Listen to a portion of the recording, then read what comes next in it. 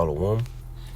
Before I begin, I'd like to give all praises, honor, and glory to Yahweh, Ba'ashem, Yahushai, Ba'ashem, Rakakodash, and double honors to the apostles and the elders of Great Millstone.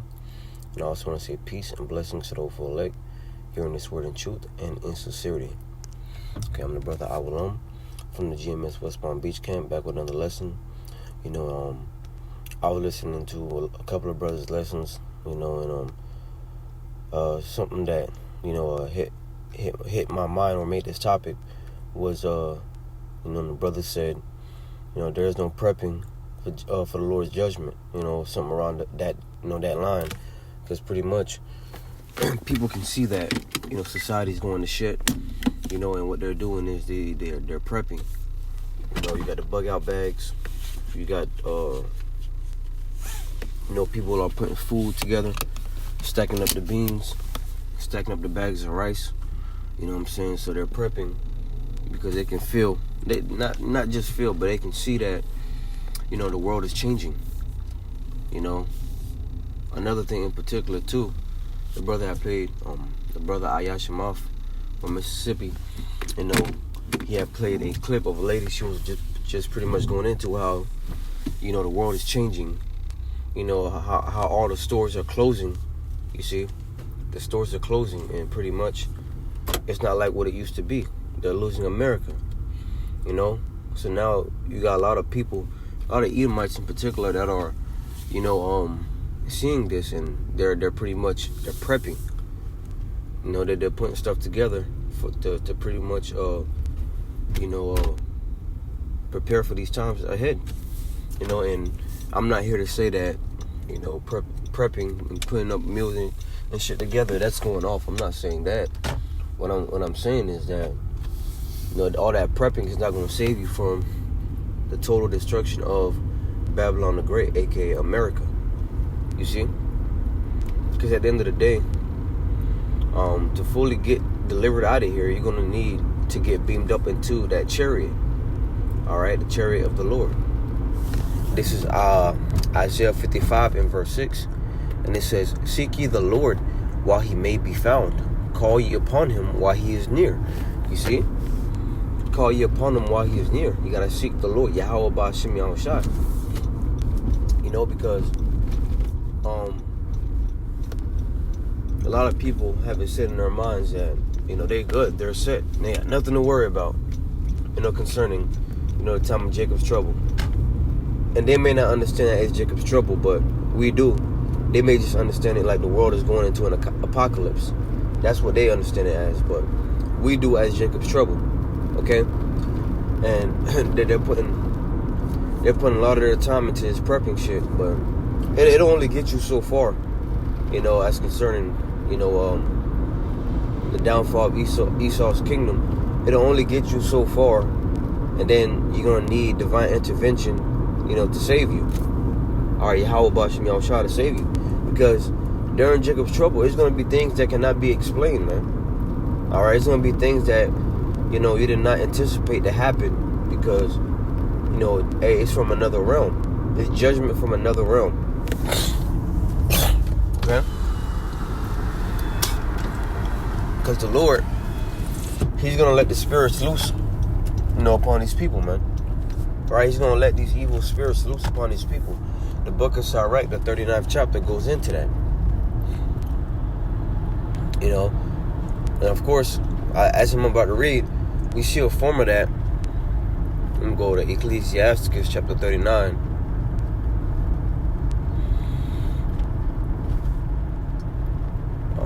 Let me see. Ecclesiastes 39, where it says, "There be spirits created for vengeance."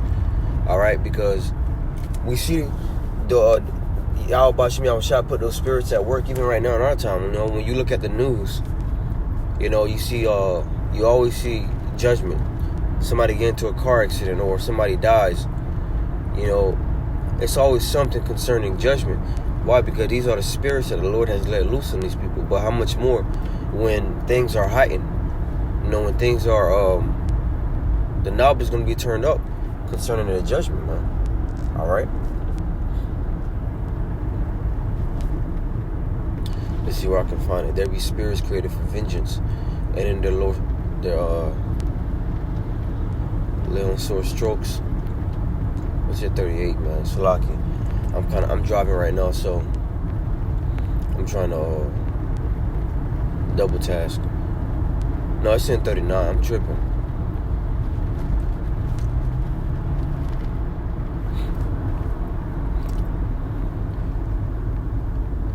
Let me see if there be spirits created for vengeance. Right here. 28. Sirach chapter 39 and verse 28, and it says, there be spirits that are created for vengeance, which in their fury lay on sore strokes. In the time of destruction they pour out the force and appease the wrath of him that made them. You see? So Yahweh B'Shem Yahushua created these spirits for vengeance, man. Alright? He created these spirits for vengeance, and in their time he's gonna send them. And in due time he's gonna send them to, appease his wrath. And we live in a time to where it says in Jeremiah the 50th chapter or 51, where it says Babylon's sins have reached up to heavens, man. Meaning what? That her wickedness is great. When you look at the actions or the conduct of this world today, wickedness is pretty much like drinking water to these people, man. It's like breathing air to these people. It's part of their daily life. Back in the ancient world, when wickedness happened amongst, Israel, all right, it was addressed immediately because wickedness was not so common within Israel, man. But now wickedness happened. It's like, okay. And I'm going to give you an example. An example is eating crabs, right? Eating lobster, shrimp. It was known in the ancient world that you don't eat these things, and these are unclean animals, but we live in a society now where, you go to the shopping center, and you'll see, shrimp packaged up, shrimp packaged up. You can order it on a salad, See, so wickedness is great. And these are just examples, man, and these are. And these small examples is not a light thing, because at the end of the day, they're breaking the laws of Yahweh B'Shem Yahushua. They're transgressing the Lord. The Lord take offense to what's that? You break one, you break all, man. But how much more, the sins concerning the bigger things, man, like sodomy, bestiality, the things that Esau allowed in his kingdom. All right, these are the reasons why the Lord is going to pretty much, smoke this bitch, man. You see? So knowing this, this should drive us to get closer and closer to Yahweh B'Shem Yahushua. Get closer to the Lord, because slacking part this real quick. It should drive us to get closer to the Lord, because knowing that we have no other way out, no escape route beside the Lord from coming destruction of America, Babylon the Great, we should fear.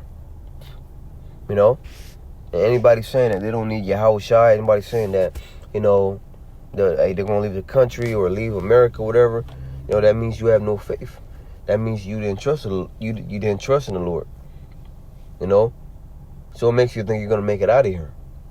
You may think that, you're going to buy a plane ticket and leave, but the Lord may have it to where that flight gets canceled. Now you're stuck here. When I say get canceled, I mean permanently get canceled. Ain't going to be no more flying. Something may happen to where, they're not going to be allowing air travel no more. So now you're stuck here. You see?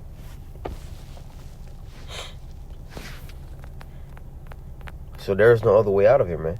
There's no way out of the Lord's judgment. Let's go to Isaiah chapter...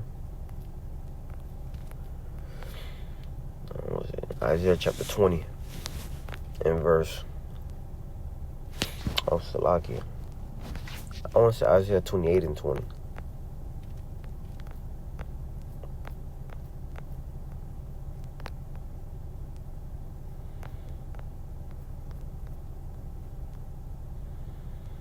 It says, "Come, my people, enter into thy chambers, until the indignation of the Lord be overpassed." That's what I'm looking for. Let me see. indignation.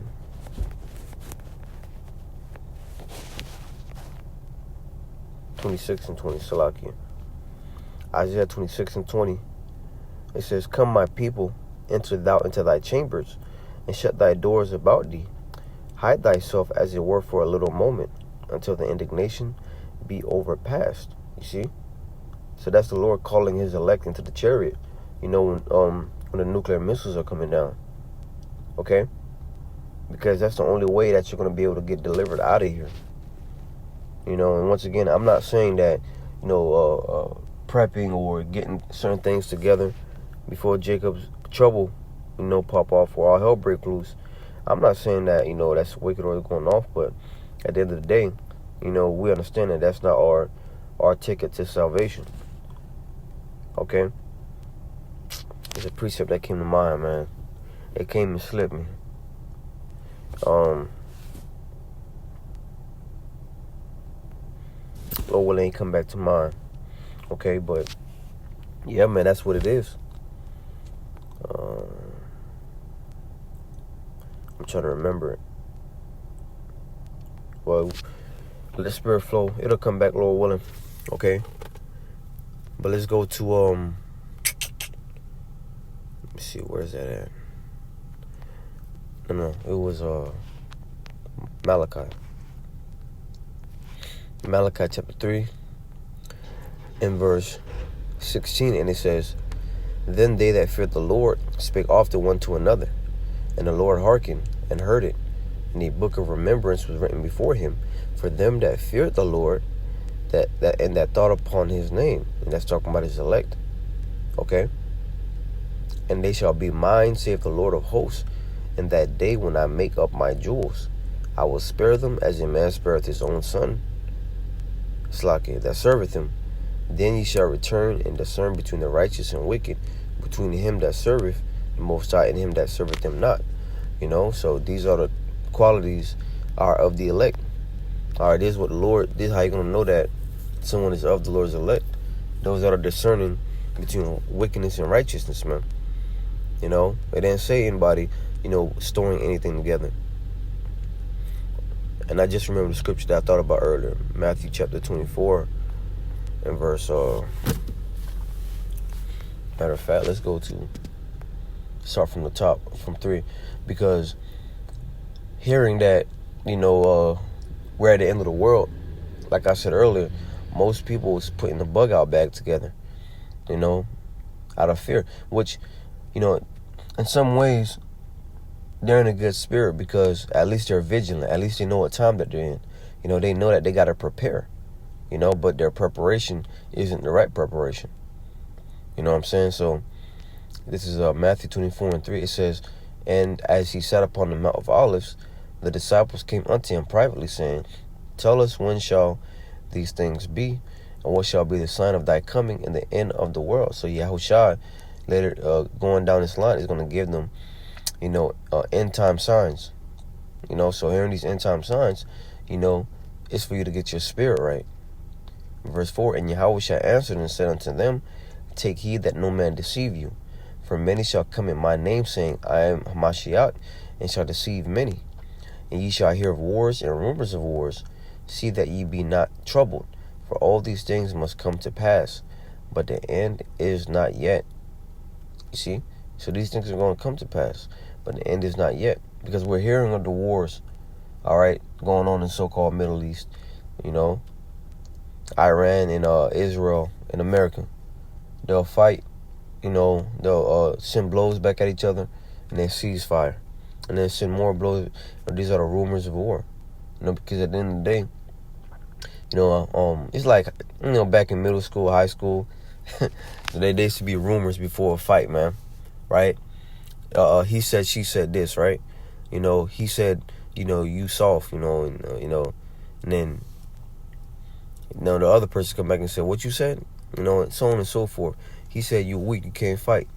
You ain't got no hands. These are all rumors before it turns into a big fight.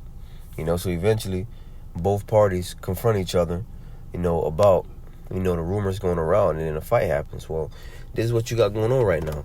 both nations, they're just, extending blows, and you got the media, that's hyping things up. You see, the media is lying about different things, to make, the different side look bad, and the different side is like, what, and pretty much attacks, because of the lies, or because of the actions of, Babylon the Great. They're going to attack, So these things are going to happen to where a major war eventually breaks out and happens, and then the different nations are going to get involved, and you got an all-out war. Okay, but let's go to verse 13. Now I'm going to start from 12 just to get the whole point across. It says, "And because iniquity shall abound, the love of many shall wax cold. But he that shall endure unto the end, the same shall be saved." You see? So this is how you're going to be saved. Because I don't know, hypothetically speaking, I don't know, if I were to pack a bug out bag, I don't know if I could pretty much believe that this would save me. Because the food eventually going to end, right? The water is eventually going to end. You know what I'm saying? But the Spirit of the Lord don't end. It has no limit. We have countless examples of what the Lord, delivered, his prophets, his men, out of certain situations, man. Elijah, was fed by ravens. Okay. And if I'm not mistaken, that woman with the son, that died, the same scenario with I think Elisha, where pretty much he had unlimited oil coming out of the crew. Let me see if I can find that account, man. Let me see. It's in the book of 2 Kings.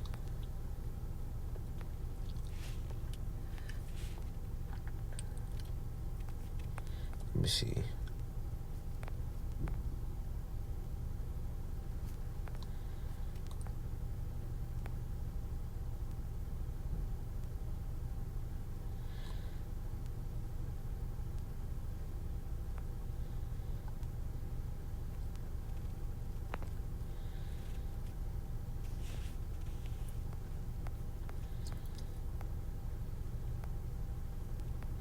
Let me see if I can find it real quick.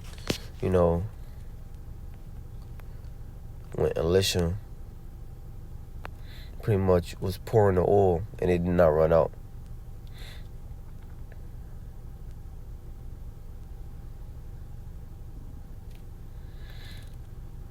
Right here. 2 Kings chapter 4 and verse 1, it says, "Now there cried a certain woman of the wives of the sons of the prophets unto Elisha, saying, Thy servant, my husband, is dead, and thou knowest that thy servant did fear the Lord. And the creditor is come to take unto him my 2 sons to be bondmen. And Elisha said unto her, What shall I do for thee? Tell me, what hast thou in thy house? And she said, Thine handmaid have not anything in the house save a pot of oil. Then he said, Go, borrow the vessels abroad of all thy neighbors, even empty vessels, borrow not a few. And when thou art come in, thou shalt shut the door upon thee, and upon thy sons, and shalt pour out into all those vessels, and thou shalt set aside that which is full." So she went from him and shut the door upon her and upon her sons, who brought the vessels to her, and she poured out. Salakia. And it came to pass, when the vessels were full, that she said unto her son, Bring me a vessel. And he said unto her, There is not a vessel more. And the oil stayed. Then she came and told the man of the Most High, and he said, Go sell the oil, and pay thy debt, and live thou and thy children of the rest.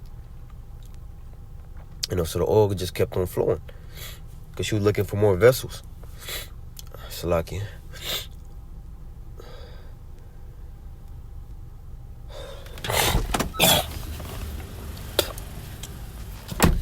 So that show you, Salakia, man. So that show you how the Lord comes through in certain situations, in certain dire situations, man. Because her sons, were about to get taken as bondmen, So the Lord had Elisha, come and pretty much, use that power, to pour that oil, man. You know? And that was it. That was a lot of vessels. He said, bring as much vessels as you can. Okay? But that just show you how, you don't need to prep anything to pretty much get out of a dire situation. Yahweh Shem Yahushua is going to make a way. So, that's pretty much the point. Lord willing, this lesson is edifying. And like I said, it was just a lesson concerning, like, the times of Jacob's trouble, and how people, are finding ways to prep out of it, but really, you really can't prep out of the Lord's judgment. You can't prep out of Jacob's trouble. Well, the only way you can prep is spiritually, but you can't carnally prep from, the hard times ahead. They're coming, so Lord willing, this lesson was edifying. I would give all praises, honor, and glory to Yahweh, Ba'ashem Yahushai, Ba'ashem Rakah Kodash, and double honors to the apostles and the elders of Great Millstone, and peace and blessings to those who elect here in this word and truth and in sincerity. Until next time, I say shalom.